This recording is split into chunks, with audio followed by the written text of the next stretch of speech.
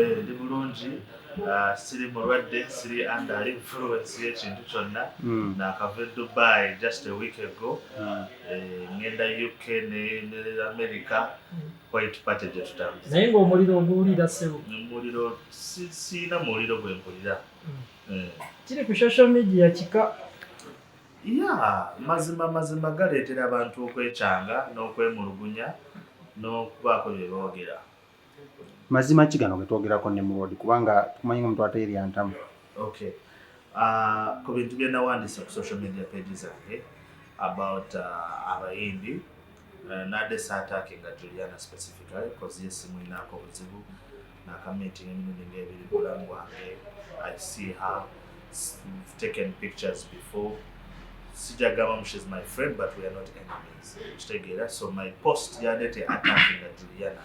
Nze nadde njagala kuyisaawo ekintu ky'okwagalana n'okwesupportinga mu music industry because nagenza okulaba nga abayimbi bali mu kupostinga ku show ya madaamu bagipushinga bagikola kinene nebuuza ono omuntu gwe mupushinga how come ye on her posts and things like that she never actually pushes your shows because nagenza okulaba abayimbi abasinga about 10 artists abadde bapushing a show nga on her posts I don't think she has ever even posted any of the bayimbi abadde bakola ki abadde bapushing a show so nange nezide ngaba nange how come muli mu pushing a show ya madam ngate mweta returning a favors well kirungi nnyo leero wavudde screenshots ezira Agambye yali apostinzeeko ku bayimbi abamu but at the end of the day it is not just about the posting of the shows. It is about love for the music industry and taking part mu bivulu by'abayimbi bayimbi banne okitegeera. I understand that she's a star, she's a princess, she's probably a legend. I've heard abantu baba muyise legend, but at the end of the day, as long as she's a musician, twagala nsaba nnyo atekinge part mu bintu by'abayimbi okitegeera. Mu tetumulabanga nayo tetumanyi oba gisupportinga tetumanyi oba yandibadde ne president her being somebody who has been there for a long time so nze kyenabadde post yange yadde etegeeza ku preachinga love ku preachinga kwesupportinga mu music industry. Waliwo screenshots ezivuddeyo leero nga ziraga muno wasasulwa abakibiina ky'aba B2C. Is it true wagenza okwogera kino kubanga Juliana teyavaayo ku approachinga kukusabanga gwe Nimrode mupushingira show ye nti the other party be baakusaba? I think nali ntaddeyo ne show ya Juliana ku stories tewali yansasudde kupushinga kintu kyonna. Nze ensonga lwaki mpushinga ba B2C is because nange bwe mba ninayo show bampagira. My previous White Party yali ku museum tebasobola kubeerawo because they were booked for a show waweeru naye baagula ticket bibiri for their fans for the B2C soldiers bajje batekinge part. Now this of course ngenda kugenda ku show y'aba B2C singa zino show zibaddeyo ku nnaku bbiri za njawulo zombi mbadde ngenda kusobola zigenda naye omu yateekayo event omulala naye n'ateeka event on the same day which is wrong for a legendary artist wandibadde nawe onoonyayo probably date endala n'otanyigiriza baana kati actually bafans bali separated abamu badde bagamba mbu bafani ba B2C ate si be bafani ba Juliana.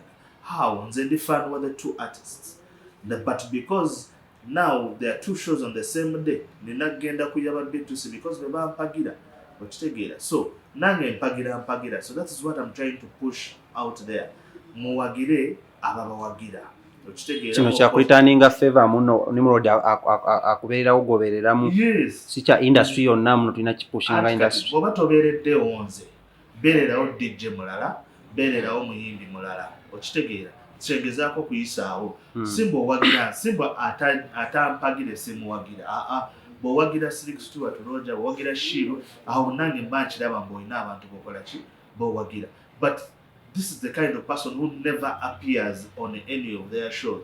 The last time and probably only time that wakamulaba is at EP Spicy Diana. Besides that, wakamulaba wawala. Bagamba muno muli bankwe. Munadadda mu industry no muwanga lya Nimrode. Kituufu kwa yopo. Nze wako preaching amazima.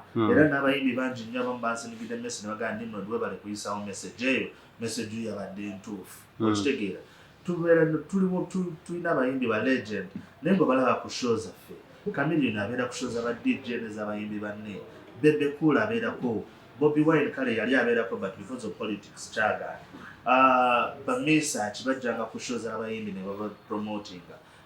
Misa kitosobola musaba Papa's Sport n'agikusasuza oba n'agikola ki agituweeranga bwerere ne tukolerawo shows. So ye support gye njagala okcreatinga mu music industry. I am not against Juliana era njagala nnyo abantu bagende ku show ye bamuwagire kijjule our music industry beekulaakulana. But I'm against people who support others and others don't support them in return. Lwaki kigambo kinene naye kati James Proper era yavuddeyo n'agamba nti oba kajjanja bye wakoze byonna bikozesa kajjanja nakatijja okwesiba ku bantu. Ate nze neesiba kwani Juliana si mukwano gwange. We just know each other as people abali mu entertainment industry. Nga bwe nkugambye nakamimeeting emirundi ng'ebiri oba esatu mu lifetime yange. I have pictures with Juliana nga twesanze ku event. Twesanga ku EP ya Spicy. Waliwo twamusanga ne ku cricket over oba yali show ya Swans I think. So simulinaako buzibu, siina kyempisaawo, siina luyimba, siina lonchi. Just nze nayogedde statement eyakutte ku bantu bangi nnyo, abamu bakkiriza mbu nayogedde mazima. Waliwo yafulumiza screenshot. Screenshot yiyo si. Milioni bbiri n'ekitundu. But as we speak now, that is not my profile picture. Bifaananyi byange biri out there bingi nnyo, biri ku status zange, biri ku social media zange. Bino babikola bulijjo. Ono Jose blog actually yeetaaga na kusiba. Because njagala gyeyo message zange oba yagijjeewa oba wawe nagisharinze. Abantu beereetera ebizibu munnange. Kituufu wali osasuddwako ko kasente konna okupushinga any event? Yes. Besides being a DJ, I have a big following on my social media. People pay me. Besides being a DJ, nina following enene on social media. People pay me to push brands, to push their shows, to push their events. But I have not been paid to push the B2C show. I am pushing it because they also push mine and support me. The reason I've not posted, the reason I'm just posting abantu balala is because nabo tebampagira. Nze mpagira ampagira.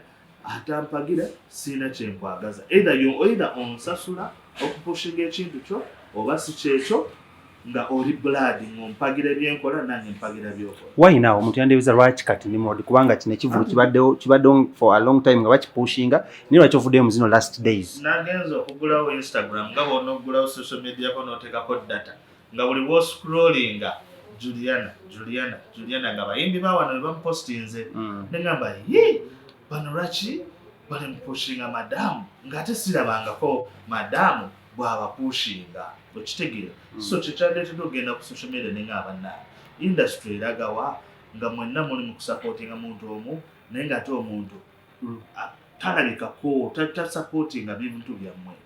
Then today netulaba screenshots ndooza bazzeeyo mu archive 2017 2018 ne bajjayo screenshots of what Juliana has posted, which is okay, but I want all probably her taking a part in the music industry tumulabeko mu nga alina byapushinga okitegeera ye interviews azikola in a show for the last actually ndooza since 2018 screenshots wezafulumye wali omulabyeko mu interview yonna. She's only doing interviews now because alina show.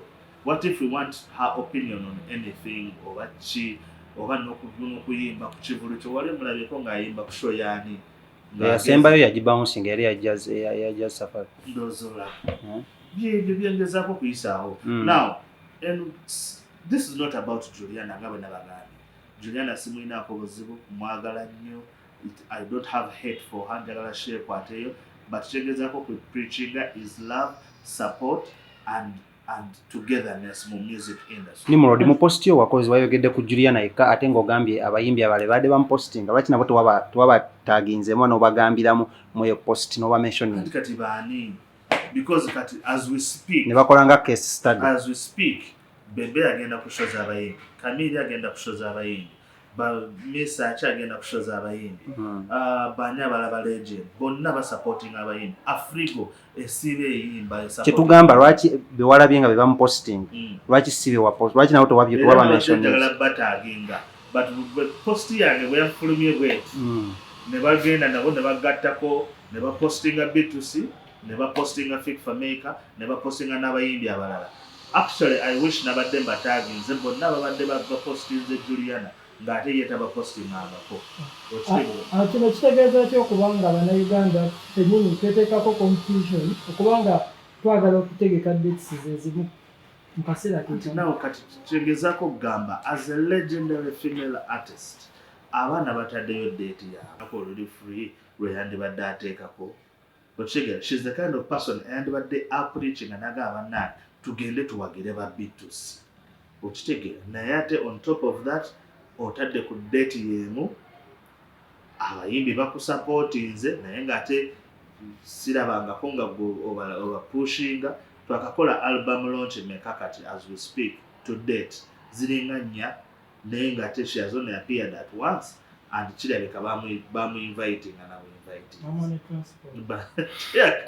transport otherwise ku Yazexi tetwamula ku Karokasita teyaliyo Tonic City yaliyo okitegeera ku ya Kenzo luli album launch teyaliyo teyaba postingako nabba postingako mu bannaye bakyali baffe balina album launch tugende tubawagire. Kino kitegeeza ki ekiri industry nga tumaliriza Nimrode kati industry yeetereze ne yennyini naye yeetereze kyobalaba sometimes twagala kukyusa n'obukulembeze because ekintu tekiri balanced okitegeera so